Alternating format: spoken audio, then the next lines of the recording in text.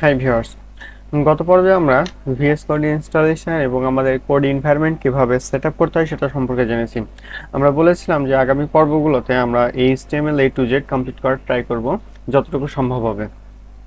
তো তার ধারাবাহিকতায় আজকে আমরা HTML এর কিছু নতুন ট্যাগ ট্রাই করার চেষ্টা করব যে সেগুলোর কাজ কি এবং সেগুলো কিভাবে ওয়েবসাইটে ব্যবহার হয় এবং সেগুলো ওয়েবসাইটে কিভাবে ফ্লো করে। তো তার জন্য প্রথমে কি করতে হবে, তার জন্য প্রথমে আমাদেরকে ভিএস কোড ওপেন করতে হবে।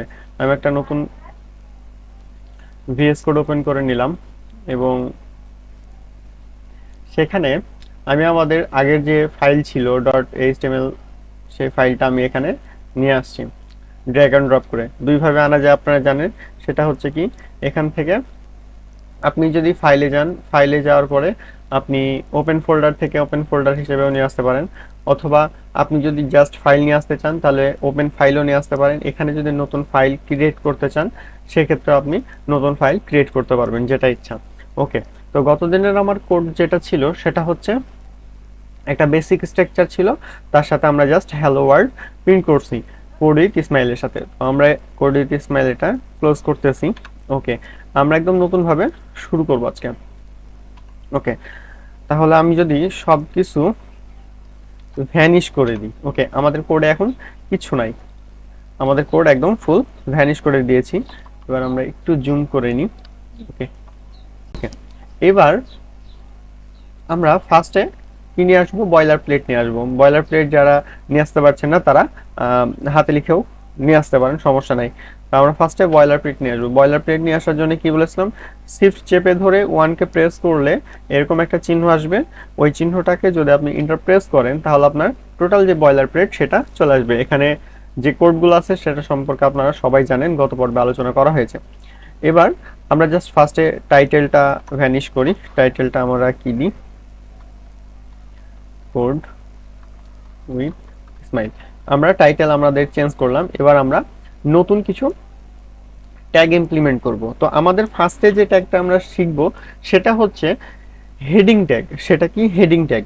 হেডিং ট্যাগ হচ্ছে কোনো ওয়েবসাইটের কোনো ওয়েব পেজে যখন আপনি কোনো কিছু হেডিং দেখাইতে পছন্দ করেন, যে বড়ভাবে হেডিং দেখাবো, যেমন ধরেন আপনি যদি প্রথম আলোর ওয়েবসাইটে যান দেখবেন সেখানে হেডিং হিসেবে প্রথম আলো নামটা লেখা থাকে বা লোগো হিসেবে দেওয়া থাকে, যদি অ্যাকচুয়ালি অনেকে লোগো হিসেবে সেটা প্রমোট করে, বাট ওটা কিন্তু ওখানে বিশেষ করে হেডিং হিসেবে দেওয়া আছে। তো এমন অনেক কন্টেন্ট আপনি আগামীতে তৈরি করবেন যেখানে আপনি হেডিং হিসেবে অনেক কিছু তৈরি করবেন। যেমন ধরেন আপনি একটা লিস্ট তৈরি করছেন, লিস্টের শুরুতে আপনি একটা হেডিং দিতে যাচ্ছেন, সেই হেডিংটা আপনি কিভাবে দিবেন সেটা আজকে আমরা শিখব।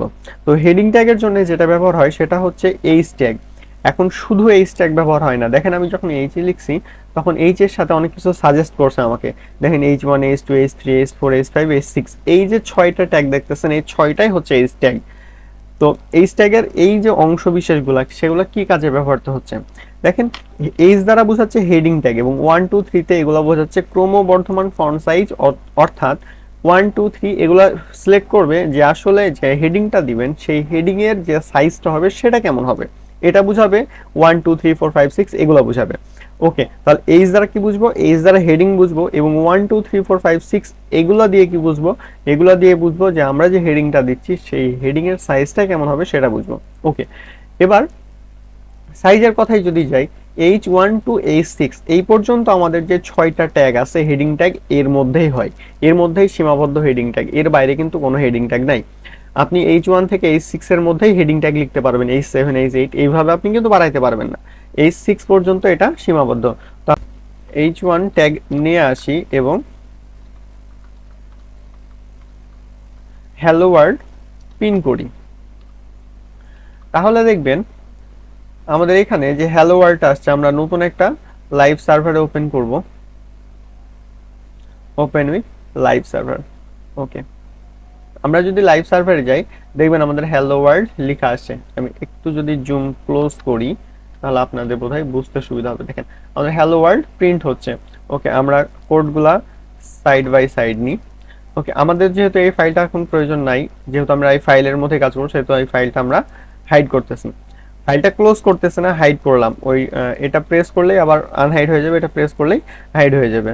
তো আমরা আরো কিছু এক্সাম্পল দেখি, যে আমরা হ্যালো ওয়ার্ল্ড লিখলাম, এটাকে আমি এবার আরো একটা H1 ট্যাগ নিচ্ছি, এখানে লিখতেছি ওয়েলকাম। আমি যদি এটাকে সেভ করি, দেখবেন আমার এখানেও ওয়েলকাম চলে আসছে, অর্থাৎ আমাদের কোড ঠিকভাবে কাজ করতেছে এবং আমরা বুঝতেছি যে আসলে হেডিং ট্যাগ কিভাবে কাজ করে। এবার যদি আমি এইরকম ভাবে H2, H3, H4, H5 এবং H6 কে ইমপ্লিমেন্ট করি, দেখবেন তাদের মধ্যে পার্থক্য বুঝতে পারছেন। H2 পড়েন, তারপরে H3, H4 and then H5 and then H6। ওকে, আমরা সবগুলাকে নিয়ে আসছি। এবার আমাদের যে ওয়েলকাম লেখাটা আছে, আমরা সেটাকে প্রত্যেকটা হেডিং ট্যাগের মধ্যে বসানোর ট্রাই করব। ওকে, আমরা প্রত্যেকটা হেডিং ট্যাগের মধ্যে ওয়েলকাম বসানোর ট্রাই করলাম এবং যদি আমরা সেভ করি, দেখবেন আমাদের এখানে হেডিং ট্যাগগুলো চলে আসছে। এই আমি একটা যদি হ্যালো ওয়ার্ল্ডটা আপাতত ক্লোজ করে দিই, তাহলে আপনারা আরো ভালো বুঝতে পারবেন যে কোনটার কাজ কি। ওকে, এবার দেখেন হ্যালো ওয়ার্ল্ড, প্রথমে আমরা যেটা ছিল সেটা বাদ দেওয়ার পরে জাস্ট আমরা ওয়েলকাম রাখছি। দেখেন H1 যে ট্যাগটা আছে সেটা হচ্ছে সবচাইতে বড়, H1 যে ট্যাগটা হেডিং বোঝাচ্ছে সেটা সবচাইতে বড়, তারপরে H2, H3, H4, H5 এবং H6, অর্থাৎ আপনারা বুঝতে পারছেন যে H1 সবচাইতে হেডিং ট্যাগ বড় এবং H6 সব থেকে তাদের মধ্যে ছোট, এবং মাঝেরগুলা ক্রমান্বয়ে ছোট হতে আসছে, অর্থাৎ H1 সব থেকে বড় হেডিং ট্যাগ এবং H6 সব থেকে ছোট হেডিং ট্যাগ।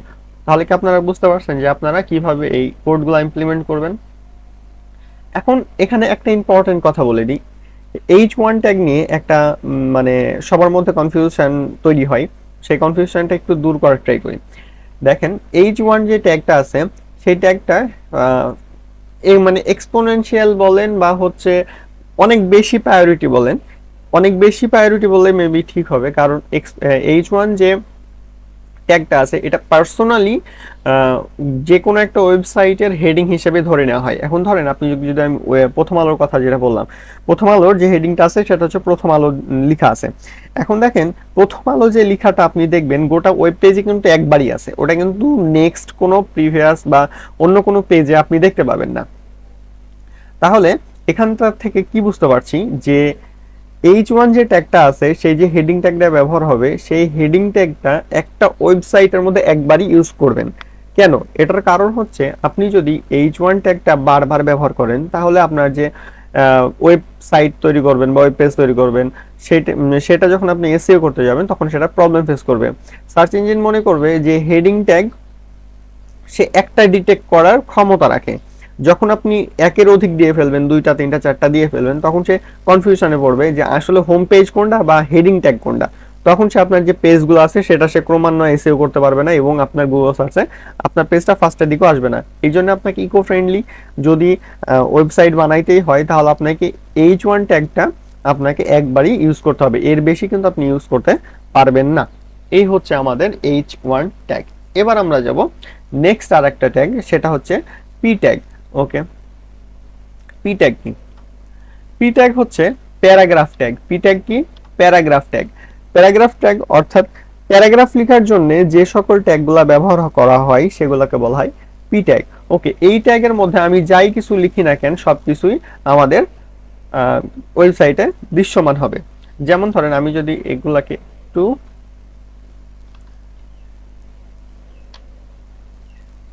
কমেন্ট আউট করি এবং পি ট্যাগের মধ্যে আমি লরেমের 10 ওয়ার্ডস নিয়ে নিলাম।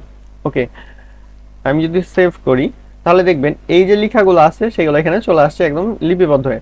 এবার আমি বলি লরেম কি? লরেম হচ্ছে ওয়েবসাইট তৈরি করার জন্য একটা গুরুত্বপূর্ণ টুলস বলতে পারেন, বা হচ্ছে আপনার অটোমেটিক্যালি টেক্সট এনভায়রনমেন্ট সেটআপ করে দেয়। মানে আপনার যে টেক্সট প্রয়োজন, দেখা যাচ্ছে আপনি একটা ওয়েবসাইট তৈরি করছেন, সেখানে ডেমো কিছু টেক্সট লাগবে, সেই ডেমো টেক্সটগুলা জেনারেট করার জন্য আমরা লরেমকে ইউজ করে থাকি। আপনি যখন ক্লায়েন্টকে দেখানোর জন্য কোনো ওয়েবসাইট তৈরি করছেন, তখন তার ক্লায়েন্টের সব ডিটেলস বা সব কিছু আপনার কাছে থাকবে না, তখন আপনাকে যেই জায়গার যে টেক্সটগুলো আছে সেই জায়গায় সেইভাবে দেখানোর জন্য আপনাকে লরেম ইউজ করতে হবে। এই জন্য লরেম আমরা ইউজ করব। লরেম ইউজের উপায় বা ধরন হচ্ছে, আপনি লরেম লিখবেন, LOREM লরেম লিখবেন, এবং যতটা আপনার ওয়ার্ড দরকার, আমার যদি একবার 20 ওয়ার্ড দরকার হয় আমি 20 লিখে দেব। এর মধ্যে কিন্তু কোনো স্পেস থাকবে না। লরেম লিখার পরে এর মাঝখানে কোনো স্পেস থাকবে না, এবং আমি যদি ইন্টারপ্রেস করি দেখবেন লরেমের 20 ওয়ার্ড চলে আসছে, এবং আমি যদি কন্ট্রোল S দিয়ে সেভ করি দেখবেন আমাদের এটা ওয়েবসাইটে চলে আসছে। অর্থাৎ আমরা লরেমকে এইভাবে ইউজ করতে পারি। তাহলে এইভাবে আমরা আমাদের ওয়েবসাইটে লরেম বা যে কোনো ডেমো টেক্সট নিয়ে আসতে পারবো। ওকে, এই হচ্ছে আমাদের প্যারাগ্রাফ ট্যাগ, যেটা প্যারাগ্রাফ তৈরি করার জন্য ব্যবহার হয়ে থাকে। আমরা বিভিন্ন প্যারায় প্যারায় এভাবে প্যারাগ্রাফ তৈরি করতে পারি। আমরা যদি আরো একটা প্যারাগ্রাফ তৈরি করতে চাই তাহলে আমরা এটাকে কপিও করতে পারি, অথবা আমরা নিউ একটা প্যারাগ্রাফ ট্যাগও নিতে পারি। প্যারাগ্রাফ ট্যাগ নিলাম এবং এর মধ্যে আমি লরেমের 20 ওয়ার্ড নিয়ে নিলাম। দেখেন কন্ট্রোল S সেভ দিলে আমাদের এটা চলে আসছে। ওকে, এবার আপনাদেরকে বলি, দেখেন আমরা যদি এখন এটা বড় স্ক্রিনে নিয়ে আসি, এটা এরকম দেখাচ্ছে যে লাইনের পর লাইন। এবার আমরা যদি বলি যে আমরা লাইনের পর লাইন চাচ্ছি না এইভাবে, যেমন ধরেন এই যে ইলিট আছে, এটার পরে আমি যে নেক্সট লাইনটা নিয়ে আসতে চাচ্ছি সেটা লাইন ব্রেক দিয়ে নিয়ে আসবো, মানে এটার পরে ওই লাইনটা পরবর্তীতে লাইন আসবে, ওই সেম লাইন আর থাকবে না। তাহলে আমরা কি করতে পারি? ওকে, সেটা এবার আমরা দেখি। যদি আমরা এরকম করতে চাই তাহলে আর একটা ট্যাগ আছে আমাদের, সেটা হচ্ছে আমাদের বিআর ট্যাগ বা ব্রেক ট্যাগ। এখন আমি বলছিলাম যে ট্যাগ দুই প্রকারের। ট্যাগ কয় প্রকারের? দুই প্রকারের। একটা হচ্ছে যে সেলফ ক্লোজিং ট্যাগ, মানে যেটার কোনো ওপেনিং নাই, মানে জাস্ট সে নিজে ওপেন নিজেই ক্লোজ, সে মানে ওয়ান সাইডেড, তার কোনো ক্লোজিং নাই।